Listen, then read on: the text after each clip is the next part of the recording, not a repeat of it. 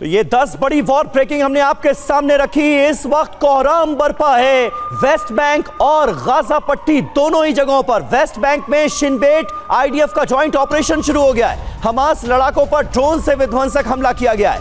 Firing कर रहे लड़ाकों पर ये ड्रोन अटैक कैसे अंजाम दिया गया, तस्वीरों में देखिए। इजरायली हमले में कई हमास लड़ाकों की मौत की खबर है। ड्रोन अटैक के बाद वेस्ट बैंक में ये जोरदार धमाका अंजाम दिया गया।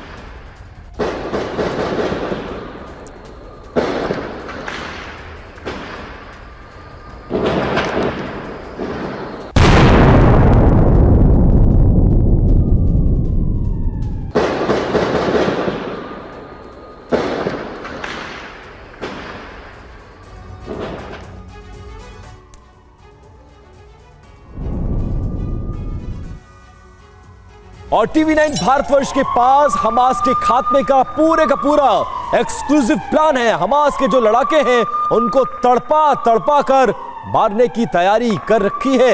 आईडीएफ ने सुरंग का वेंटिलेशन सिस्टम बंद करके सुरंग में ही तड़पा के मारने का पूरा प्लान है। बिजली की सप्लाई भी रोक दी जाएगी। फ्यूल रोकने के लिए पहले से ही कड़ा पहरा सीमाओं पर लगाया गया है और फ्यूल की कमी से वेंटिलेशन में, इन सुरंगों के वेंटिलेशन में दिक्कत होगी और बाहर निकलेंगे तो आईडीएफ मार देगी और सुरंग में रहेंगे तो खाना पानी और वेंटिलेशन के बिना इनको मारने का पूरा प्लान आईडीएफ ने तैयार कर रखा है। ये वो तमाम हमास के लड़ाकों का इलाका है, गाजा पट्टी का इलाका, जिनके सुरंगों में पनाह ली हुई है और अब इनको सुरंगों में ही मारने का पूरा प्लान है। गाजा पट्टी में पिछले 26 दिनों से बारूद की बारिश कर रहा है आईडीएफ और इजराइल, और इससे डरकर छिपकर हमास के लड़ाकों ने उन्हीं सुरंगों में शरण ली हुई है जो पूरे गाजा पट्टी में, जिसका जाल जमीन के अंदर बिछाया गया था। लेकिन अब उन हमास के लड़ाकों ने जिन्होंने हमला करने की जरूरत की, उनको उसी टनल में मारने की पूरी तैयारी कर ली है। बिल्कुल, तो अपने आप में यह बहुत बड़ी चुनौती है कि कैसे हमास के लड़ाकों का खात्मा किया जाए। वो लड़ाके जिन्होंने सुरंगों में, टनल्स में पनाह ली हुई है, उन तक कैसे पहुंचे आईडीएफ के जवान। हमारे सहयोगी मनीष झा इस वक्त हमारे साथ मौजूद हैं। सीधे उनके पास आपको वॉर जोन में लिए चलते हैं। मनीष, क्या प्लान फिलहाल इजराइल का वॉर प्लान क्या नजर आ रहा है? कैसे हमास को खत्म करने की तैयारी है और टनल के अंदर वेंटिलेशन प्रोसेस को और साथ ही साथ फ्यूल सप्लाई को रोककर कैसे उन्हें मौत के घाट उतारा जाएगा? क्या योजना नजर आती है?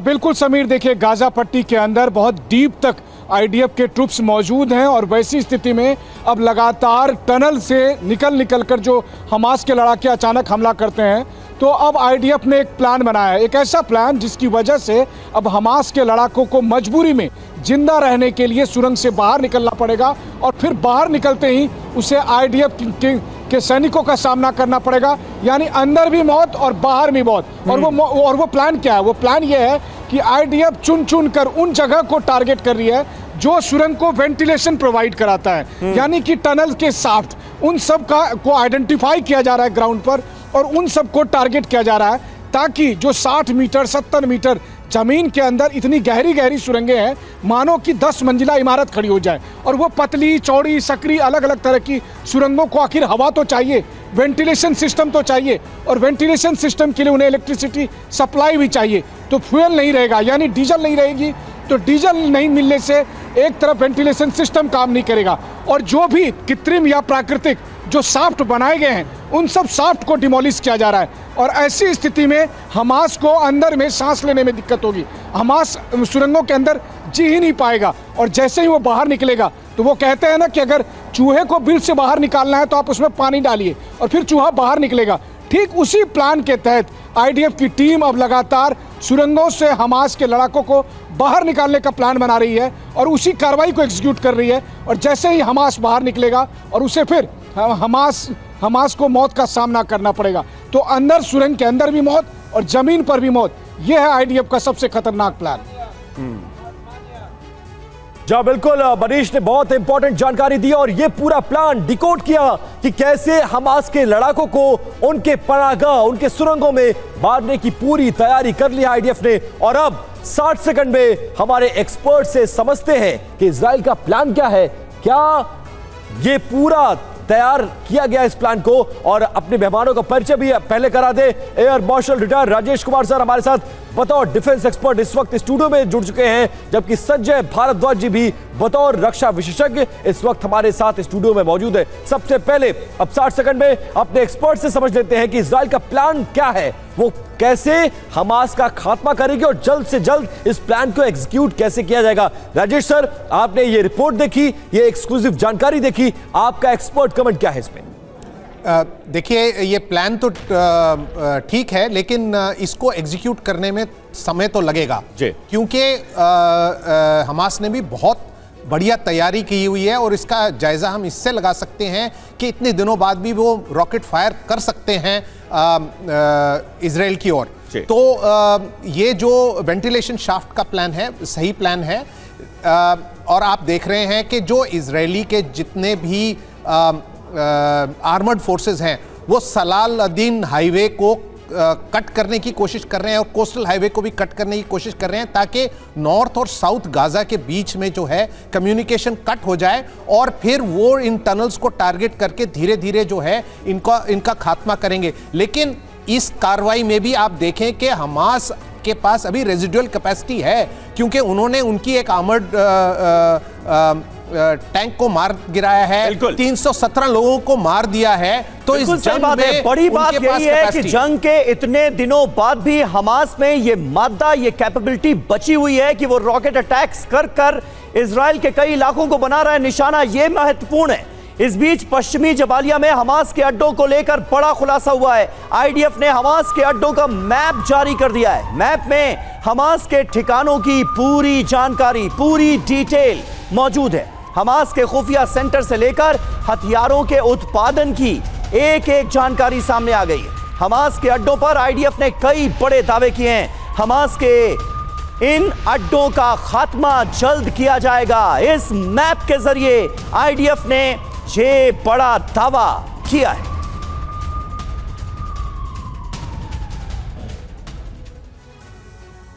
और अब आपको बिग वॉल पर जबालिया कैंप में हमास के अड्डों के बारे में बताते हैं, जो मैप आईडीएफ की तरफ से जारी किया गया है। याद कीजिए, जबालिया कैंप को जिस तरह से निशाना बनाया गया, उसके बाद पूरी दुनिया में हलचल मची हुई है कि शरणार्थी शिविर पे क्यों हमला कर दिया गया। अब इजराइल की तरफ से यह मैप जारी किया गया है और यह बताया गया है कि यह कितना बड़ा सेंटर था हमास का। यह देखिए, इसमें विपिन अगर आप गौर करेंगे तो अंडरग्राउंड सुरंग शाफ्ट नजर आ रही है। यहां पर अंडरग्राउंड सुरंग एक है, यह बताया गया है।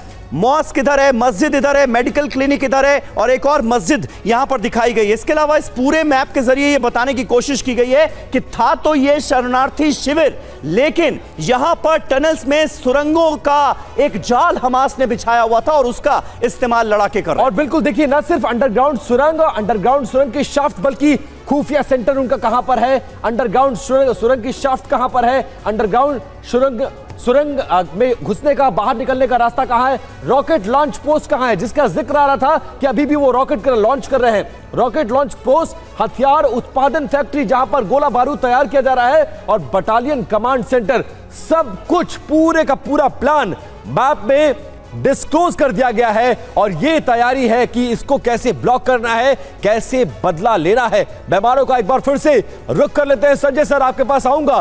पूरा प्लान जो है, पूरा जो प्लान है वो डिस्क्लोज हो चुका है और वो सामने है।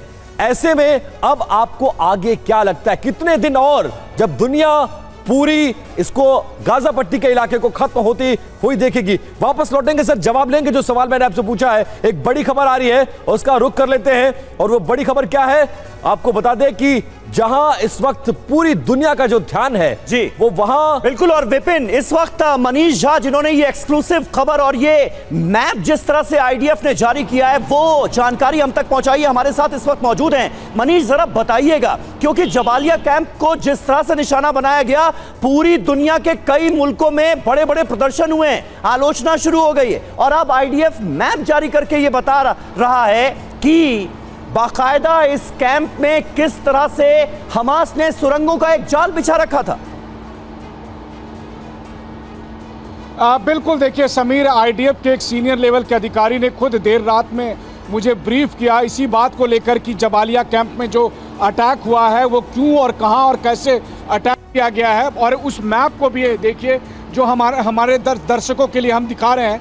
उस मैप में जो जबालिया कैंप का जहां पर अटैक हुआ है उसके बगल में अस्पताल था, उसके 2 इमारतों के बीच में एक से अधिक बम गिराए गए और वहां पर एक बड़ा अंडरग्राउंड टनल था जहां पर कि हमास का एक कमांडर करीब 50 लड़ाकों के साथ वहां पर मौजूद था। और जब बम गिराया गया तो उन कमांडर को और उन लड़ाकों को मारा गया। दूसरी बात यह है, उस पूरे लोकेशन के मैप में देखिए कि कहां पर हमास की सुरंगें हैं, कहां पर रॉकेट लॉन्च करने वाली जगह मौजूद है, कहां पर ट्रेनिंग सेंटर है, कहां पर हमास के दूसरे मिलिट्री एसेट्स हैं, वो सब मैप के जरिए। और ऐसा नहीं है कि जिस वक्त आईडीएफ इसको टारगेट कर रही थी उन्हें पता नहीं था कि बगल की 2 बिल्डिंग क्या है, लेकिन हम आईडीएफ ने कोशिश की कि उन दोनों इमारतों के बीच में जो वो खाली जगह है, जो एक बड़ा सा गड्ढा, एक बड़ा सा क्रेटर पूरी दुनिया ने देखा और जिसके बाद सब दहल गए।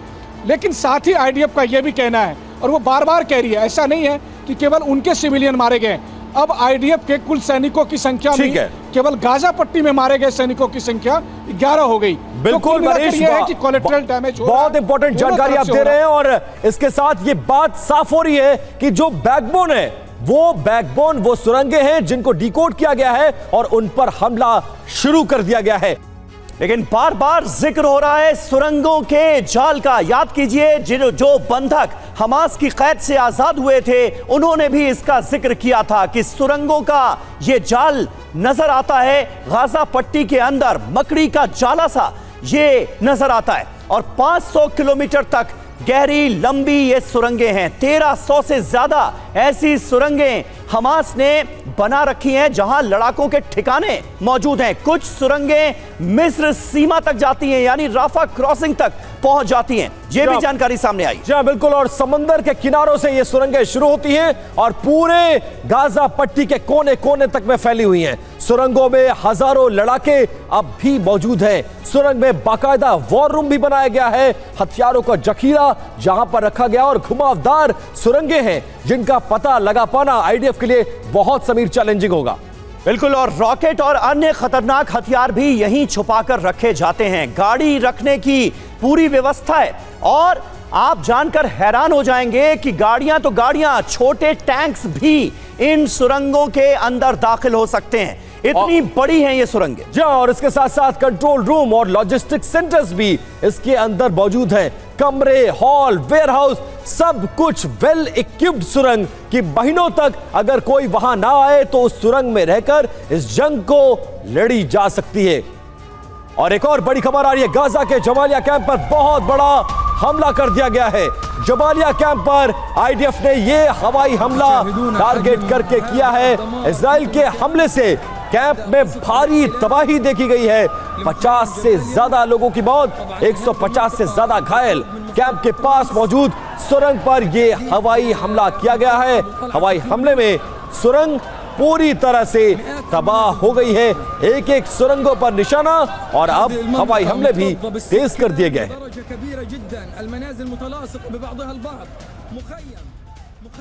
ये देखिए जबालिया कैंप, सबसे बड़ा शरणार्थी शिविर और इसी की आड़ में एक बड़ी सुरंग जिसमें हमास के लड़ाकों ने शरण ली हुई थी और कई कमांडर्स भी यहां पर छिपे हुए थे।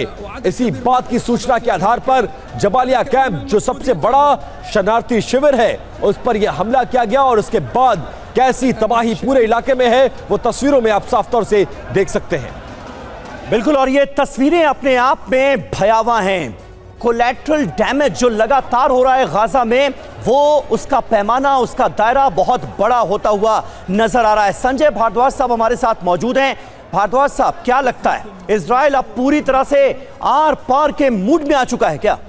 देखिए, निश्चित रूप से इजराइल आर पार के मूड में आ चुका है। 2-3 बातें मैं आपके माध्यम से कहना चाहता हूँ। पहली बात की जो जो सेफ स्थान है हमास के लिए, वहाँ पर भी इजराइल अटैक कर रहा है। मैं कह रहा हूँ जवालिया कैंप जो रिफ्यूजी कैंप है वहाँ पे अटैक कर रहा है, यानी कि वहाँ पे हमासी मिल सकते हैं। दूसरा जो हॉस्पिटल्स वगैरह दूसरी जगह जहाँ सिविलियंस ज़्यादा हैं वहाँ पे संभावना, क्योंकि डाइल्यूट करने का कोशिश हमास करेगा। तो ये बात मान के चलिए कि हर तरीके से चौतरफा तैयारी इजराइल करके बढ़ रहा है। समुद्री सीमा से भी जा रहा है, एयर स्ट्राइक भी हो रही है, गुरिल्ला वॉरफेयर भी हो रहा है, ग्राउंड अटैक भी हो रहा है। लेकिन एक बात मैं कहना चाहता हूँ कि हमास भी पूरी तैयारी के साथ वहाँ है। मान के चलिए कि उनका सुरंग अगर मिस्र में निकल रहा है तो निश्चित रूप से उनके लिए सेफ एग्जिट है, समुद्र में निकल रहा है तो सेफ एग्जिट है। दूसरी बात कि आप ये मान के चलिए कि ड्रोन से अगर इजराइल अटैक कर रहा है तो ड्रोन की टेक्नोलॉजी और ड्रोन देने वाले हमास की तरफ भी कुछ देश हैं। मान के चलिए 60 सेकंड में आपने बहुत अच्छे तरीके से समझाया कि हमास का पूरा प्लान क्या है और हमास को हल्के में लेने की भूल इजराइल को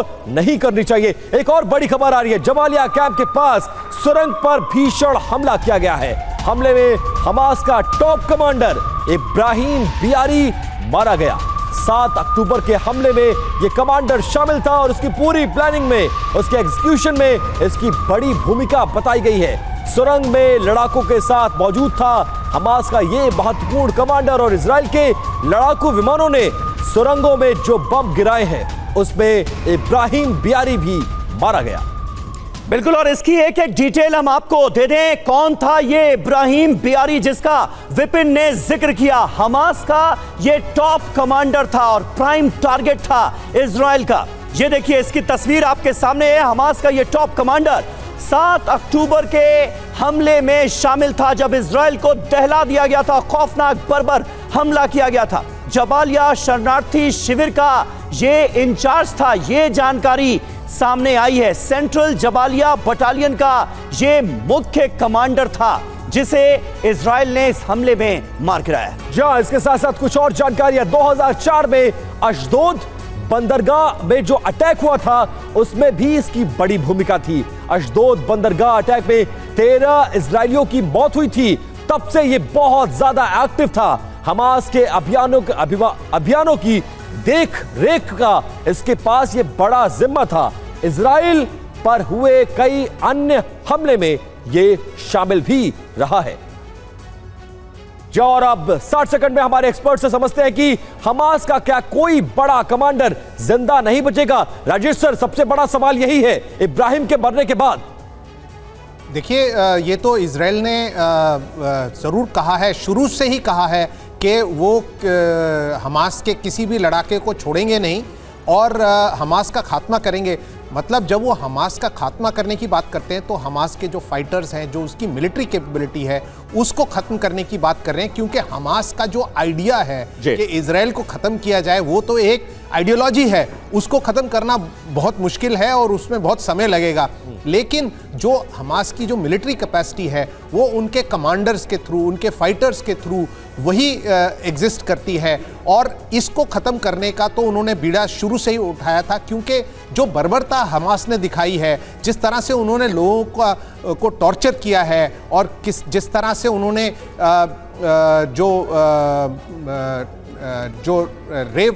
जो पार्टी थी उसके ऊपर लोगों को कैदी बना करके घसीट। सही बात है राजेश जी, और इसीलिए बार बार इजराइल की तरफ से दुनिया को यह बताने की कोशिश भी की जा रही है कि ये जंग हम पर थोपी गई है, ये जंग हमने शुरू नहीं की बल्कि हमास ने ये जंग हम पर थोपी है। इस बीच कुछ और बड़ी खबरें हैं। लाल सागर के ऊपर हमला नाकाम कर दिया गया है। इजराइल ने हवाई खतरे को मार गिराया। इलाच इलाके में इजराइल ने ये मार गिराया और जो हमले यहां पर अंजाम दिए जा रहे थे उसे नाकाम कर दिया गया है। इलाच इलाके में इजराइल ने ये बड़ा अटैक अंजाम दिया है।